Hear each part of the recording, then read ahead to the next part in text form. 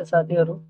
आज एउटा most important टपिकबाट numerical गर्न गइरहेछ, जुन तपाईँहरूलाई यो न्युमेरिकल गर्यो भने कन्सेप्ट क्लियर हुन्छ र अगाडि आउने न्युमेरिकलहरूमा हेल्पफुल हुन्छ। त्यही भएर यो न्युमेरिकल हेर्नु होला मजाले है। सजिलो छ तर कन्फ्युजिङ पनि हुन्छ। तपाईँलाई के भनेको छ त 5 ग्राम of CaCO3 is mixed with 8.4 gram of MgCO3 है।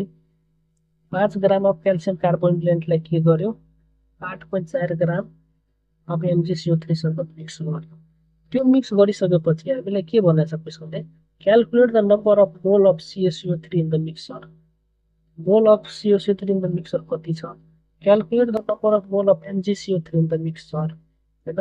MgCO3 को मोल कति छ मिक्सरमा, अनि total number of mole in the component, यो टोटल कति कम्पोनेन्टको मोल छ त्यो निकाल्नु।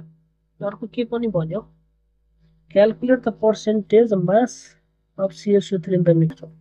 CaCO3 को पर्सेन्टेज मास निकाल, MgCO3 को पर्सेन्टेज मास निकाल। त्यसपछि भनेको छ calculate the mole fraction of CaCO3 and MgCO3 दुईटैको। त्यसपछि calculate the sum of mole fraction of component, र त्यो निकालिसकेपछि त्यसको सम कति हुन्छ त्यो निकाल भनेको छ। अनि लास्टमा एउटा क्वेसन सोधेको छ जुन चाहिँ अलिक ट्रिकी छ र सजिलो छ। के भनेको छ what amount of which component should be added to the mixture so that each component of mixture will have same value of mole fraction. भनेपछि कुन कम्पाउन्डलाई कति एड गर्यो भने त्यसको मोल फ्र्याक्सनको भ्यालु चेन्ज हुँदैन भनेको छ। सजिलो छ, त्यसको लागि हेर्नु। सुरुमा के भनेको छ calculate the number of mole of CO3 in the mixer हैन। त्यसको CaCO3 को हैन मोल number of mole of CO3 in the mixer कति छ निकाल्नु। त्योभन्दा अगाडि अब मोलिकुलर मास अफ CaCO3 कति हुन्छ 100, त्यो थाहा छ, निकाल्न सकिन्छ। मोलिकुलर मास अफ MgCO3 80 को निकालिसक्यो। अब अर्को निकाल्नलाई मोल अफ CaCO3 निकाल्नलाई के भनेको थियो, मोल भनेको हामीले के भनेको थियो, मोल भनेको weight divide by molecular weight होइन र, त्यही त भनेको थियो। भनेपछि वेट कति दिएको छ अहिले CaCO3 को निकाल्यो भने CaCO3 को वेट कति दिएको छ 5 ग्राम दिएको छ भने मोलिकुलर वेट अफ क्याल्सियम कार्बोनेटको कति हुन्छ 100 भनेपछि यसको कति आयो मोल 0.05 हो। यो चाहिँ बुझ्नु पर्यो। क्वेसन हामी फर्स्टको क्वेसन निकालेको एन्सर निकाल्यो। अब के भनेको छ सेकेन्डमा मोल अफ MgCO3। अब MgCO3 छ भने MgCO3 लाई के गर्नु पर्यो, अब यसको वेट राख्नु पर्यो 8.4 डिभाइड बाई 84 हैन र। अब यसको निकाल्यो भने 0.10 मोल पावर निकाल्छ चाहिँ बुझ्नु। 1 र A र B निकालिसक्यो भने अब टोटल मोल भनेको छ टोटल मोल अफ कम्पोनेन्टमा कति हुन्छ। अब यो दुईटालाई जोड्ने त हो, एउटा दुईटालाई जोड्यो भने NT भनेको टोटल मोल भनेको N1 प्लस N2 त हो नि। यो दुईटालाई जोड्यो भने कति हुन्छ 0.05 प्लस 0.10, यतिलाई जोडेर 0.15 चाहिँ जानु पर्यो।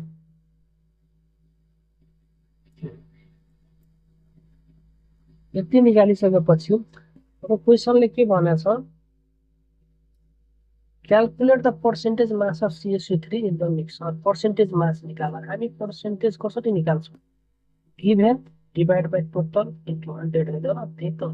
अब क्याल्सियम कार्बोनेटको मासको पर्सेन्टेज निकाल्नु भनेको छ भने यसको के गर्नु पर्सेन्टेज मास अफ CaCO3 को निकाल्नु छ भने weight of CaCO3 into 100 divide by total mass त हो। वेट कति दिएको छ 5 दिएको छ भनेपछि टोटल मास कति छ क्याल्सियम कार्बोनेटको 5 छ र MgCO3 कति छ 8.4। यो दुईटालाई जोड्ने त हो टोटल मास। त्यसपछि आफ्नो डिभाइड बाई टोटल इन्टु 100 हो। यसले के दिन्छ mass of percentage mass of CaCO3। यो निकाल्यो र यो निकाल्दाखेरि 37.31% आउँछ।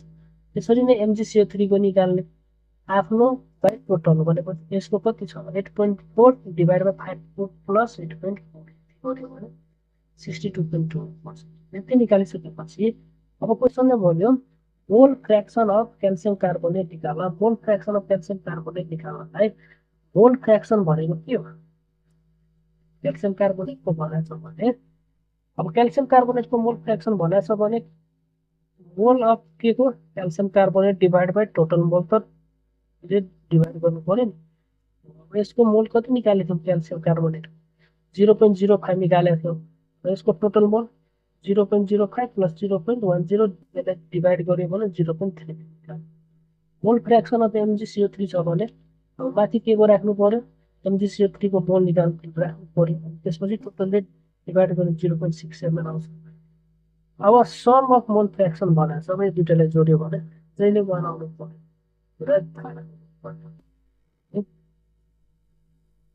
अब अर्को क्वेसन के भनेको थियो? कुन कम्पाउन्डले कति राख्यो भने यसको मोल फ्रेक्सन चेन्ज हुँदैन है। To have equal mole fraction the mole fraction of each component should be 0.5 किनभने टोटल मोल फ्रेक्सन कति हुनुपर्छ? 1 हुनुपर्छ। अब इक्वल हुनलाई कति हुनु पर्यो? 0.5 डिभाइड बाई 0.5 एउटाको 0.5 एउटाको हुनु पर्यो नि। हो mole fraction of calcium carbonate should be suppose गरेर 0.5 छ हैन। यसको let x gram of CaCO3 should be added to the mixture. हामीले के गर्यौं? सपोज के गर्यौं? x gram of CaCO3 add गर्छ त्यति बेला हैन यसको मोल कति हुनुपर्छ? मोल फ्रेक्सन 0.5 नै हुन्छ। भनेपछि अब मिक्सरमा टोटल क्याल्सियम कार्बोनेटको वेट कति हुन्छ? सुरुमा 5 थियो, अहिले x सपोज गर्यो भने कति भयो? 5 प्लस x हैन र।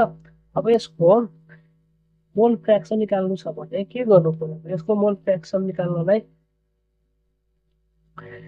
नयाँ मोल र टोटल मोलले डिभाइड त गर्नु पर्यो नि। त्यो भन्दा अगाडि मिक्सरमा अब वेट त चेन्ज भयो, वेट चेन्ज भयो भने यसको मोल कति हुन्छ? मोल अफ PaCO3 कति भयो? अब मोल भनेको के भन्छ हामी? Weight divide by molecular weight. Weight भनेको अहिले कति छ भने 5 प्लस x र यसको मोलिकुलर वेट त चेन्ज हुँदैन नि, 100 नै हुन्छ। यो भनेको के भयो? मोल अफ CaCO3 नयाँ मोल है। अब यो भइसकेपछि अब हामीलाई थाहा छ कि मोल फ्रेक्सन अफ क्याल्सियम कार्बोनेट निकाल्यो भने लिनु पर्यो भने मोल फ्रेक्सन अफ CO3 लिनु पर्यो भने number of mole of CaCO3 राख्नु पर्यो डिभाइड बाइ टोटल मोल लेख्नु पर्यो। अब यो भनेको नयाँ मोल हो भने यसलाई के गर्नु पर्यो? टोटल मोलले डिभाइड गर्नु पर्यो। टोटल मोलले डिभाइड गर्नलाई हैन यो हेर्नु त 0.10 यो भनेको अगाडिकै मोल हो नि त यसको हैन MgCO3 को। अहिलेको मोल कति भयो? क्याल्सियम कार्बोनेटको यति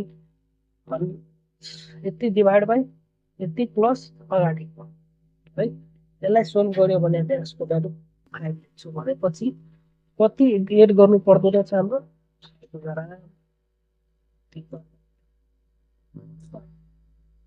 यो न्युमेरिकल सजिलो छ तर तपाईलाई के हुन सक्छ त्यही भएर अगाडि सोल्युसनमा टाइम लाग्छ।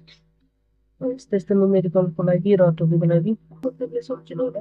लाइक सब्स्क्राइब सेयर गर्नु होला।